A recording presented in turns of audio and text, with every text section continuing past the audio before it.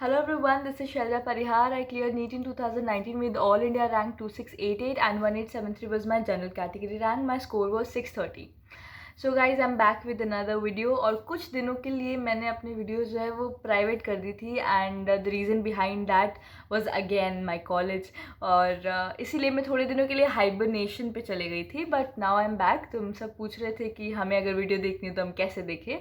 So now go and watch please और बढ़ा दो व्यूवर्स. देखते हैं क्या कितना देखते हो तुम. जितने तुमने मतलब मैसेज कर करके तुमने मुझे बोला है, अब देखते हो उतने व्यूज़ बढ़ते हैं कि नहीं बढ़ते हैं. So yes, you can go and watch all the videos now. और आज का वीडियो, फर्स्ट ऑफ ऑल मैंने इस वीडियो पे बहुत मेहनत की है. अगर तुमने ये वीडियो लास्ट तक नहीं देखा, मतलब मैं कर तो कुछ भी नहीं सकती, बट देखना है यार प्लीज़ यार. इस पर मैंने सच में बहुत मेहनत की है. बिकॉज द थिंग वाज कि फ़िज़िक्स के लिए क्या कैसे पढ़ना चाहिए, मैंने कभी उस तरीके से फ़िज़िक्स को पढ़ा ही नहीं, तो मेरे को पता ही नहीं था कि कैसे पढ़ना चाहिए. एंड ऑल्सो मैंने ये वीडियो जो है उन लोगों के लिए ज़्यादा बनाई है जिनको सेल्फ स्टडी करनी है और जिनके पास ना कोई कोचिंग है, ना कोई मॉड्यूल है, ना कोई टीचर है. उनके अकॉर्डिंग मैंने ये वीडियो ज़्यादा बनाई है. So I was not at all experienced in this case. तो मुझे इसके लिए मेहनत मांगती थी, ठीक है. तो इसीलिए मैंने अपने टीचर्स जो है मेरे उनकी हेल्प ली है. And thank you to Prem sir and Kalpesh sir. उन्होंने मेरी बहुत हेल्प की है. मैंने उनको कॉल कर करके परेशान किया है. उनको मैंने पूछा है कि कैसे पढ़ना चाहिए and they are very good teacher, really really good teacher. तो इसीलिए मैंने उनसे पूछा and they gave me like really genuine suggestions. तो अभी वील डिस्कस ऑन देम.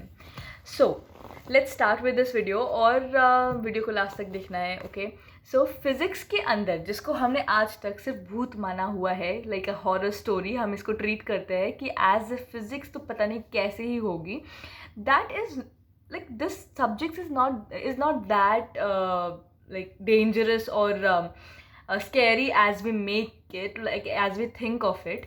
ठीक है. तो हम एक्चुअली कर क्या रहे होते हैं, हमें हर जगह की बुक चाहिए होती है. हम हर हार्ड बुक को पिक कर रहे होते हैं, हर हार्ड बुक से पढ़ रहे होते हैं. ठीक है. तो हमें लगता है कि फिज़िक्स का तो बहुत लेवल हाई है, मैं ये करूँगा तो इतने मार्क्स आ जाएंगे. Every one of you ask single question, ये फिक्स्ड है, मैं अगर ये बुक करता हूँ तो मेरे 150 आ जाएंगे क्या. यार पता है ये क्वेश्चन तुम्हारे दिमाग में क्यों है? बिकॉज यू थिंक कि फिज़िक्स के लिए तुम जितना हार्ड बुक करते हो तुम्हारे मार्क्स उतने अच्छे आते हैं. बट ऐसा नहीं होता है. फिज़िक्स भी दूसरे सब्जेक्ट्स की तरह ही है. उसमें भी तुम्हें पहले अपने कॉन्सेप्ट्स क्लियर करने होते हैं. जब तुम्हारे कॉन्सेप्ट्स क्लियर होंगे तुमसे अपने आप क्वेश्चन सॉल्व होंगे. तो अब हम देखते हैं कि ये कॉन्सेप्ट्स कैसे बिल्ट होता है. ठीक है. कॉन्सेप्ट्स बिल्ट करने के लिए हमें पढ़नी होती है कुछ एक अच्छी बुक, जिससे हम लाइन टू लाइन पढ़ के हमारे जो कॉन्सेप्ट्स है वो क्लियर होते जाए. उसके बाद में हमें क्वेश्चंस पे जाना होता है. पर अब वो अच्छी बुक, अब अच्छी बुक के लिए तुम मेरे से बहुत कुछ सुनना चाह रहे होगे. कोई सोच रहा होगा DC पांडे. नहीं, तुम्हारे अंदर शर्त लग रही होगी मैं ये बुक बोलूँगी वो बुक बोलूँगी. But the thing is you should study from your one and only NCERT of all the 4 parts है ना. 11th 12th के 1 2 जो पार्ट है, टोटल 4 है ना.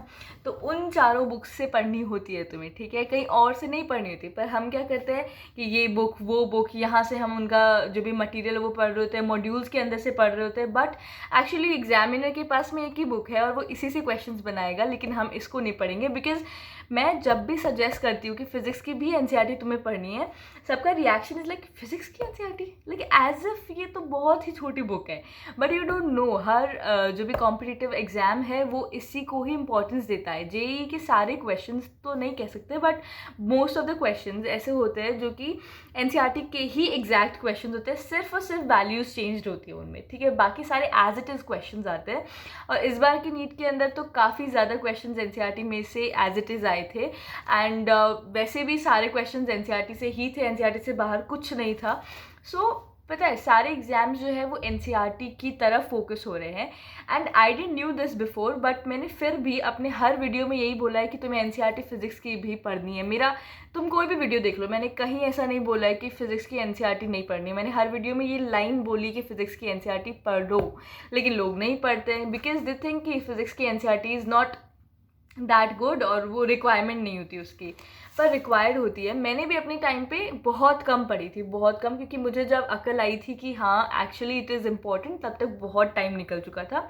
But you guys have time, अभी जितने भी महीने हैं तुम्हारे पास काफ़ी सारा टाइम है, ये सोच के चलो, ठीक है। तो हमें क्या करना है, like if I take an example of ray optics, अभी मेरे सामने खुला हुआ है तो मैं यही से बता देती हूँ कि तुम्हें शुरू से चैप्टर का स्टार्ट करना है। पहले एक साइड में एक हैंडी कॉपी रखनी है तुम्हारे पास, क्योंकि हमें हैंडीज भी प्रिपेयर करने हैं for the last, if you remember. तो हमें उसके लिए एक साइड में कॉपी रखनी है। हमें हर जो चीज़ है वो पढ़ते हुए जानी है। कोई भी यूनिवर्सल या अच्छा स्टेटमेंट आता है, सॉरी नॉट हैंडीज़, पहले तुम्हें अपने साथ में एक दूसरी कॉपी रखनी है। हैंडीज़ बाद में ही बनाएंगे, हैंडीज़ अभी नहीं बनाना है, ठीक है। तुम्हें क्या करना है कि जब तक तुम्हारा पूरा चैप्टर कंप्लीट नहीं हो जाता, हैंडी के बारे में सोचना नहीं है, अदरवाइज शॉर्ट हो जाएंगे नोट्स। हमें नोट्स को भी शॉर्ट नहीं करना है बहुत ज़्यादा, नोट्स के अंदर भी ज़्यादा चीज़ें कवर करनी है। हैंडी हैंडी होता है, जो लास्ट में पढ़नी होती है उसमें कम करना ही होता है। लेकिन जब हम खुद के नोट्स बना रहे होते हैं, लाइक जब हम पढ़ रहे हैं चैप्टर, तो हमें साइड में कॉपी लिख के बैठना है और उसके अंदर हमें हर जो भी तुम्हें छोटी से छोटी चीज़ भी अगर इंपॉर्टेंट लग रही है तो वो नोट डाउन करते जाओ जो एनसीईआरटी में, और एनसीईआरटी में हाईलाइट करना है या एनसीईआरटी की साइड में लिखना है, that is up to you. वो तुम्हारा कॉल है, ठीक है। तुम्हें जो करना है वैसे कर सकते हो तुम, पर हर लाइन अच्छे से पढ़नी है, हर जो डायग्राम है उसे अच्छे से देखना है, फिजिक्स का भी, ओके। मैं रिपीट कर रही हूँ बार बार, and next time don't ask me कि फिजिक्स की एनसीईआरटी करनी है। फिजिक्स की एनसीईआरटी नहीं की ना तो मैं तो क्या ही करूँगी, फिर तो नीट ही बताएगा तुम्हें, ठीक है। So you can go for all the, like NCERT का पूरा अच्छे से तुम्हें थरो रीडिंग करना है। और ये जो ब्लू बॉक्सेस होते हैं, तुम्हें मिरर इमेज दिख रहा होगा, बट ये जो होता है ब्लू बॉक्स, ये भी अच्छे से पढ़ने हैं। एंड जो एग्जाम्पल्स होते हैं, ठीक है, एग्जाम्पल्स जो अंदर है, लाइक जो ग्रे बॉक्सेस में होते हैं, वो सारे सॉल्व एग्जाम्पल्स हैं, एंड बहुत अच्छे एग्जाम्पल्स होते हैं वो, तो वो सारे के सारे सॉल्व करने हैं। फिर जो चैप्टर है उसके लास्ट में तुम देखोगे कि वो आता है, समरी आती है। तो समरी में क्या होता है, कई बार वैसे इतना इंपॉर्टेंट देखा जाए तो नहीं, हमने पूरा चैप्टर पढ़ा है, बट कई बार ऐसा होता है कि बहुत चीज़ें जो है वो हम इतना बड़ा चैप्टर पढ़ रहे होते हैं, मिस हो जाता है। Like ray optics is a big chapter, तो एक एक लाइन में ज़रूरी नहीं कि हम एक बार में सारा पढ़ डालें, तो कई बार मिस हो जाती है चीज़ें। तो समरी में कई बार ऐसे पॉइंट्स निकल जाते हैं जो हमने अंदर नहीं इतने नोटिस किए होते हैं पर बाहर लिखे हुए होते हैं। तो समरी इज़ ऑलवेज इंपॉर्टेंट, और पॉइंट्स टू पॉन्डर जो है वो तो अच्छे पॉइंट्स होते ही हैं, हमें वो भी करने हैं, ठीक है, उनको भी पढ़ना है। और उसके बाद में जो लास्ट में एक्सरसाइजेज है उनको भी तुम्हें सॉल्व करना है। लाइक रे ऑप्टिक्स काफ़ी बड़ा चैप्टर है, इसके अंदर 38 क्वेश्चंस है, ठीक है। एक्सरसाइजेज की बात कर रही हूँ, अंदर एग्जाम्पल्स में भी क्वेश्चंस है जबकि, ठीक है। तो 38 क्वेश्चंस ये हो रहे हैं, एंड हर क्वेश्चन की वैरायटी डिफरेंट है, ठीक है। तो अगर हम ये भी बात करते हैं कि अदर देन एनसीईआरटी अगर हमें कौन सी बुक सॉल्व करनी है, if you don't have modules, तो वैसे पता है मॉड्यूल्स भी अगर तुम्हारे पास है तो मैं तुम्हें बता दूंगी कैसे पढ़ना होता है लास्ट में, because this video is all about पहले उन लोगों के बारे में जिनके पास कोई मॉड्यूल्स नहीं है।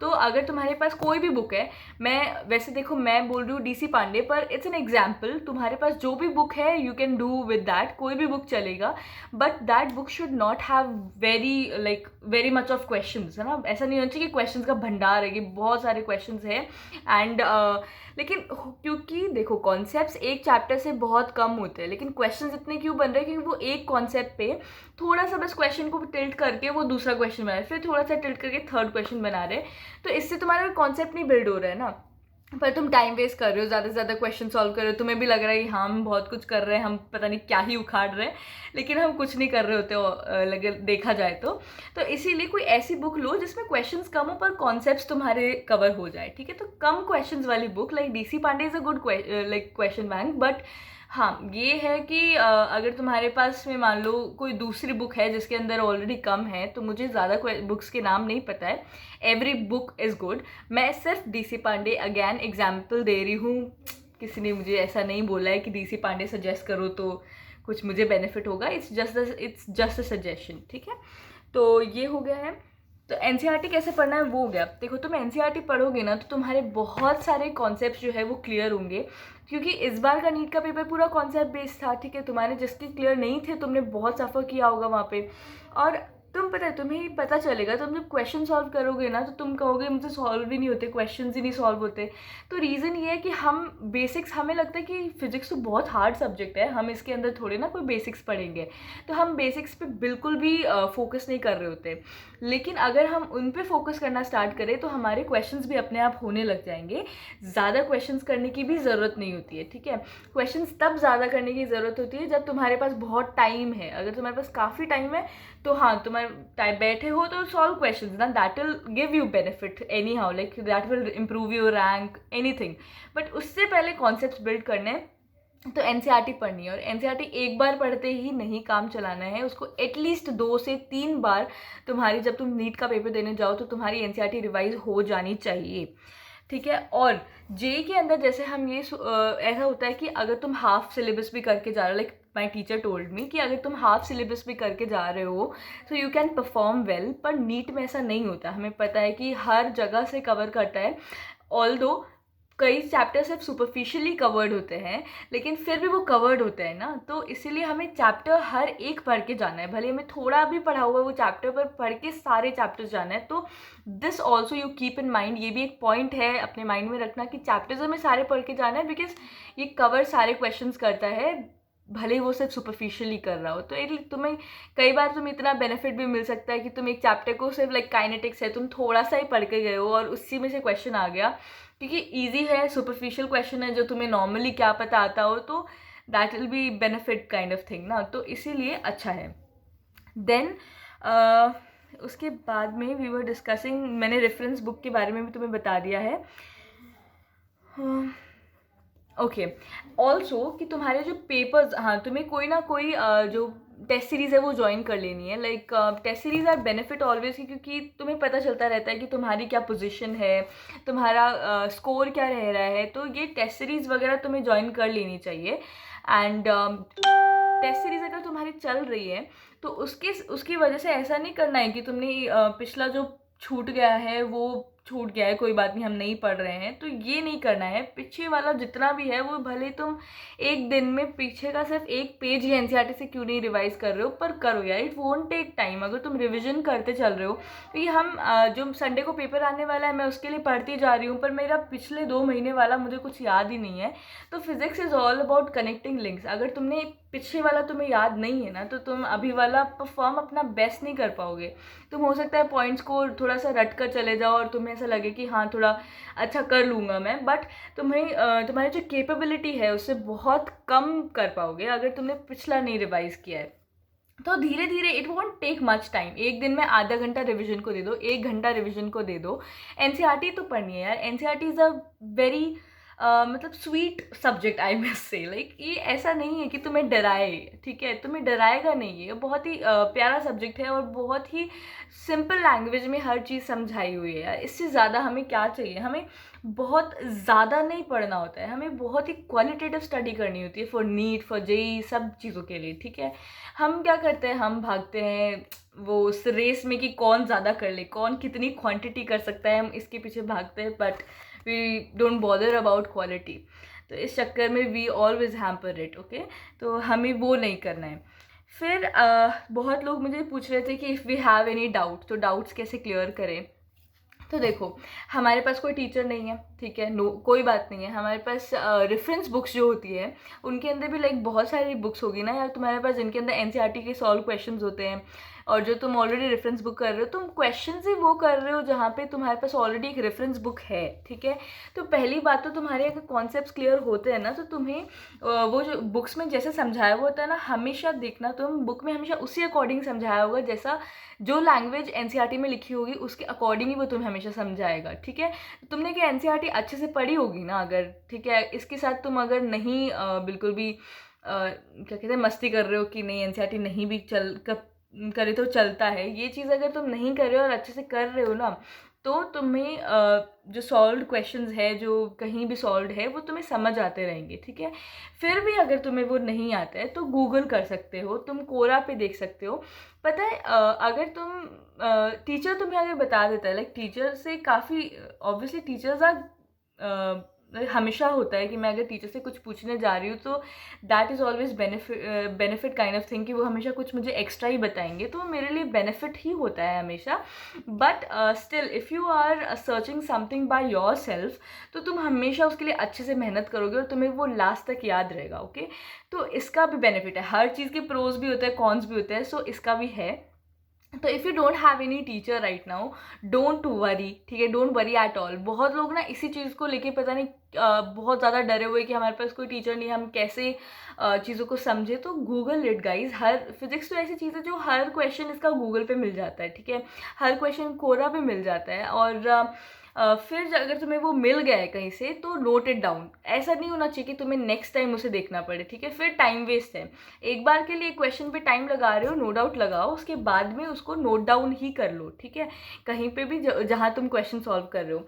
एंड वन मोर थिंग मैं तुम्हें दिखाना चाहूँगी कि मैं कैसे करती थी। और हाँ, HCV के बारे में जो मैंने तुम्हें हमेशा सजेस्ट किया है, तो मैं उसके बारे में भी बता देती हूँ कि एक्चुअली HCV को कैसे करना है। तो HCV के अंदर तुमने देखा हो, अगर मेरी HCV की बहुत हालत ख़राब हो गई थी। लाइक मैंने फर्स्ट पार्ट तो बहुत ज़्यादा पढ़ा है, सेकेंड वाला मैंने बिल्कुल नहीं पढ़ा था। तो फर्स्ट वाले में जो इसमें है, एक तो एग्जाम्पल्स है अंदर। वैसे HCV का जो मटेरियल है अंदर का, थियोरी जो है वो भी बहुत अच्छा है। वैसे अगर तुम्हारे पास टाइम है और तुम्हें लग रहा है कि तुम्हारे कॉन्सेप्ट कहीं और से क्लियर नहीं हो रहे हैं, और HCV करना भी तभी है जब तुम्हें लग रहा हो कि तुम्हारे पास बहुत टाइम भी है और तुम्हारा ये जो टॉपिक है बहुत ही वीक भी है, तब तब HCV उठानी। ओके, उससे पहले मत उठाना। फिर HCV के अंदर तुम्हें अगर इसका थियोरी भी पढ़ना है तो वो बहुत अच्छा है, बहुत प्यारा है अगर तुम उसे देखोगे तो, ठीक है। और एग्जाम्पल्स है अंदर जो सॉल्व होते हैं, जैसे NCERT में वैसे ही इसमें होता है, तो वो वाले तुम्हें सॉल्व करने हैं। और क्योंकि उसके भी सोल्यूशंस दिए हुए हैं ऑलरेडी। और कई बार में सोल्यूशन से नहीं समझ आ रहा तो HCV का हर जो क्वेश्चन होता है ऑलमोस्ट गूगल पे हमें और ज़्यादा डिटेल में या फिर कोरा पे कहीं ना कहीं मिल जाता है, ठीक है, बहुत अच्छे से समझाया हुआ मिल जाता है। तो खुद से अगर कुछ करोगे ना, मतलब खुद से ट्राई करोगे या खुद से मेहनत करोगे किसी क्वेश्चन को ढूंढने में और फिर सॉल्व करने में, तुम कभी खुद भूलोगे नहीं। इस चीज़ का फ़ायदा ये भी है। और फिर है वर्कड आउट एग्जाम्पल्स है इसके अंदर, वो भी तुम्हें करने हैं। अगर मतलब वही है, टाइम पे डिपेंड करता है ऑब्वियसली, बट हाँ मैं तुम्हें बता रही हूँ कि अगर तुम्हारे पास टाइम है तो तुम क्या क्या करो, ठीक है। फिर और ऑब्जेक्टिव के अंदर सिर्फ जो सिंगल करेक्ट वाले हैं, ठीक है। मल्टीपल करेक्ट तब करना है जब तुम्हें जो चैप्टर है तुम्हें ऐसा लग रहा हो ना कि हाँ कॉन्फिडेंस तो है बट थोड़ा सा और देख लेते हैं, सिर्फ तभी तुम्हें लाइक उसके लिए जाना है, मल्टीपल करेक्ट के लिए। बाकी HCV के अंदर और कोई क्वेश्चन सॉल्व करने की ज़रूरत नहीं है। फिर ये हो गया एंड और हाँ, अगर जैसे कोई क्वेश्चन तुम सॉल्व कर रहे हो उसके साइड में हमेशा तुमने पहले क्या कॉन्सेप्ट लगाया ना, वो अगर तुम मार्क कर देते हो, ठीक है, इससे फ़ायदा क्या होता है। हमने जस्ट NCERT पढ़ी, हमारे बहुत सारी चीज़ें हमारे माइंड में क्लियर हुई होगी, ठीक है, लेकिन हम नेक्स्ट टाइम कभी भी ना NCERT पढ़ के फिर क्वेश्चन नहीं करते हैं। तुमने अगर देखा हो तो हम थियोरी वापस नहीं पढ़ते ज़्यादातर, मतलब और पढ़ते भी तो पूरा नहीं पढ़ते उसको, मतलब सुपरफिशियली पढ़ते हैं, ठीक है। तो अगर तुमने कैसे इसे अप्लाई किया ना, वो एक बार साइड में लिख लिया करो, क्योंकि जो NCERT पढ़ने की फ्रेशली के बाद तुम्हारा जो एक माइंड वर्क करता है ना, वैसा कभी और नहीं कर रहा होता, ठीक है। तो तुम्हारे जो तुम्हारा वे था, तुम्हें अगर पहले से वहाँ पे लिखा हुआ होगा तो तुम नेक्स्ट टाइम भी उसी तरीके से सोचोगे, तो बेनिफिट हो गया ना, मतलब हमारा टाइम भी सेव हुआ और हमने बेस्ट वे जो होता है उस क्वेश्चन को करने का उस तरीके से, और हमारा तरीका था वो, हमने किसी कॉपी या किसी का सॉल्व क्वेश्चन नहीं देखा है, हमने खुद से जो ट्राई किया था वो था, तो वो हमेशा साइड में लिख लेना होता है। उसके अलावा हैंडीज़ के बारे में मैं तुम्हें बता देती हूँ कि लास्ट में हमें हैंडी बनानी है, तो मुझे अपनी हैंडी एक्चुअली मिल गई है, पर ये जो हैंडी है ये मैंने मुझे बाद में याद आया कि ये आकाश की तरफ से हमें लास्ट में एक रैपिड रिवीजन की एक बुक मिलती है, ठीक है। तो वो इतनी मुझे नहीं अच्छी लगती ऑनेस्टली, बट इसमें क्या था कि थोड़ी बहुत चीज़ें लिखी हुई होती है, तो मुझे लगा कि हाँ जितना टाइम सेव हो वो तो अच्छा ही है, क्योंकि लास्ट के लिए था ये सारा कुछ। तो मैंने इसमें इसने वर्क एनर्जी पावर 3 पेजेस में कवर किया था। तो मैंने क्या किया, मैंने जो नोट्स बनाए थे, जो मैंने बोला NCERT पढ़ते वक्त जो तुम्हें नोट्स बनाने हैं, मैंने वो नोट्स टीचर से बनवाए, टीचर वाले नोट्स थे मेरे पास, और मैं तुम्हें बोल रही हूँ कि तुम्हें NCERT से बनाना है, वो अच्छे ही होते हैं। माई टीचर ऑल्सो सेड कि वो भी NCERT की ही हेल्प लेते थे और कुछ अलग से नहीं होता था, so you can go for that.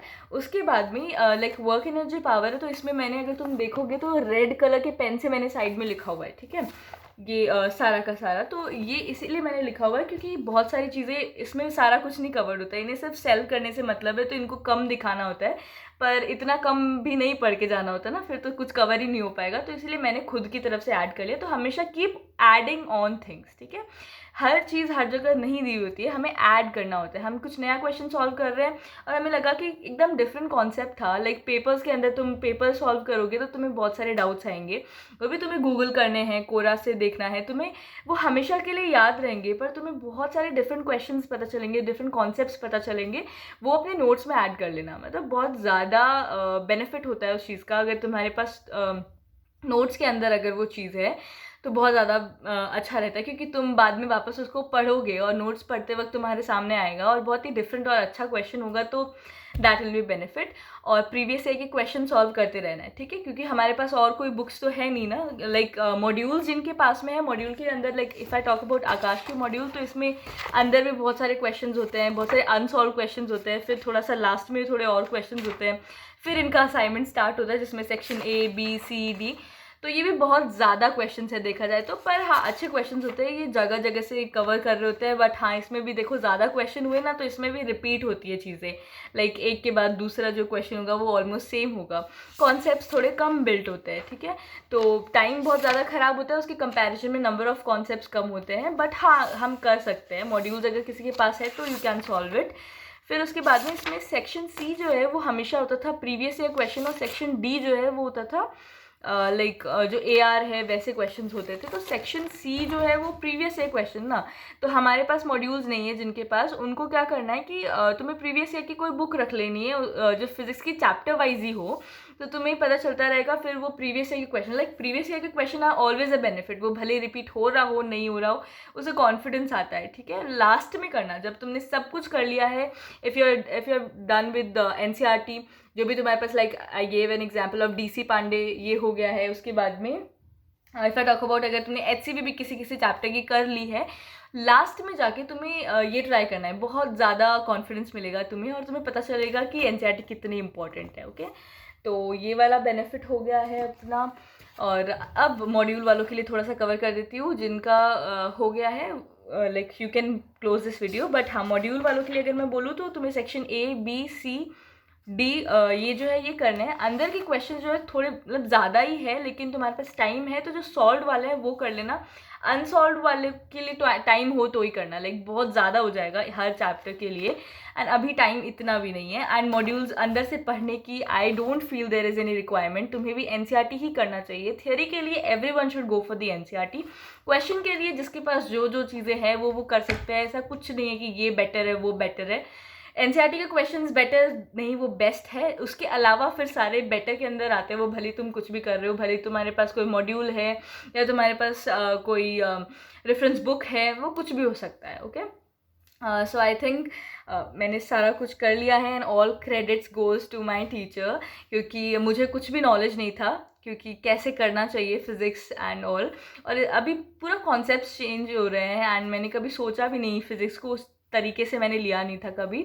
So I thought of talking to my teacher, तो इसके लिए मैंने बहुत मेहनत की है। You should like it, okay, like करना वीडियो को, and subscribe my channel, support me guys, and okay we'll be coming up with the video also. मतलब मैं एक वीडियो पे वर्क कर रही हूँ, like whether you should join any coaching, करनी भी है तो कौन सी, ऑनलाइन अगर लेना है तो कौन सी, ठीक है। तो इसमें मैं वर्क कर रही हूँ, एंड मैं इस पर प्रिपेयर नहीं थी, इसीलिए मैंने ये अभी पोस्ट नहीं की, तो मैंने पहले ये वाली प्रिपेयर कर ली। So okay, and best of luck. और कुछ डाउट्स है तो पूछ लो कमेंट्स के अंदर, एंड मेरा कुछ मिस हो जाएगा तो मैं भी कमेंट्स में कर दूँगी।